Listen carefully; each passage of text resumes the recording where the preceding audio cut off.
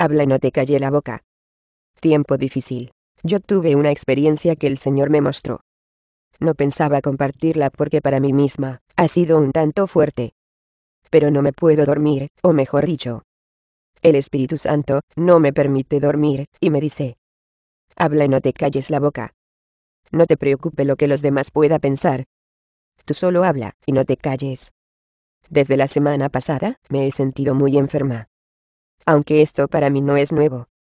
Cada vez que tengo la misión de ir a predicar a algún lugar que el Señor me envía, antes de ir, viene un fuerte ataque a mi garganta o mi salud completa. El enemigo intentando detenerme, pero la última palabra la tiene el Señor en mi vida. El martes en la noche sentía que me moría.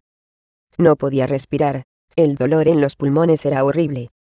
El habla casi no me salía, y fue entonces cuando sentí en mi corazón que llamara al pastor Alejandro Ramírez.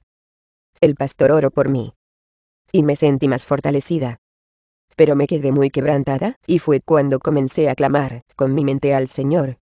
Y en mi oración, le dije al Señor: Señor, no tengo fuerza. No puedo ni orar, necesito de tu ayuda. Yo siento como si estuviera atrapada. Siento que estoy luchando con algo espiritual de la tiniebla que es más fuerte que yo. Por favor, envíame tu ayuda, y muéstrame, Padre, con qué estoy luchando. Si detrás de este quebranto hay algún ataque satánico, por favor déjame saber qué es. Padre, no tengo fuerza. Envíame tu ayuda. Comillas. Esa era mi oración. Apenas me salían las palabras, pues el agotamiento era muy fuerte. No había terminado bien la oración, cuando de repente caí en un sueño muy profundo, y como cosas de segundo, me veo en un lugar, camino para una iglesia con 2 hermanas en Cristo. Parecía ser que esa era la iglesia donde se congregaban. Cuando yo entré a la iglesia con ellas quedé perplejas, y dije: esta iglesia no es una iglesia cristiana. Esta iglesia es una iglesia satánica. La iglesia por fuera parecía normal, pero por dentro estaba dedicada a Satanás.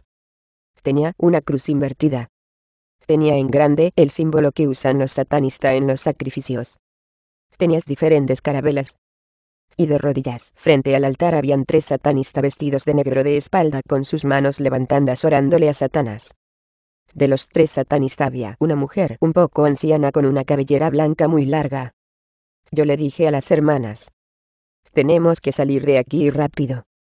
Cuando yo me volteé para salir corriendo, los 3 satanistas tenían tanto poder que en segundo se convirtieron en muchos pájaros, como si fueran murciélagos negros, y venían para encima de mí.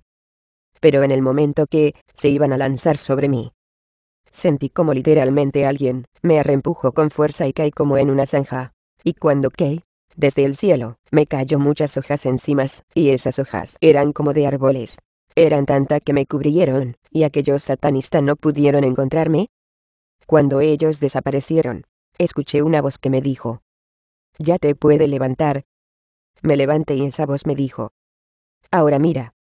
Cuando me dijo mira, me vi en otra iglesia y esto fue lo que vi. Una hermana de esa iglesia que formaba parte del liderazgo llegó. Ella quería una consejería. Y entró a una habitación y cerró la puerta. Entonces me dijo la voz que me hablaba. Esa voz era la misma voz del Señor. Y me dijo con voz muy enojada y muy airada: mira y observa lo que hacen cuando nadie los ve. Y entonces me dejó ver lo que estaba sucediendo en esa habitación. Y me dijo el Señor: observa. Cuando observe me quedé sin palabra. Esa hermana seducía a los otros a pecar, y en esa habitación habían 3 hombres con ella. Y estaban teniendo relaciones. El Señor decía: mira lo que hacen cuando nadie los ve. Es vergonzoso lo que hacen cuando nadie los ve. Y esto estaba sucediendo en muchos lugares. La gente llevando dobles vidas. El adulterio y la fornicación y la inmundicia está a la hora del día. Y se presentan muy santo, y no se arrepienten de los pecados que cometen. Y luego se paran a predicar de santidad y pureza, cuando muchos de ellos están haciendo cosas muy aberrantes delante de la presencia de Dios. Luego de esa escena tan terrible, mi espíritu fue llevado a otro lugar, o sea, a otro templo, y el Señor me puso en el medio del templo, y me dijo: observa.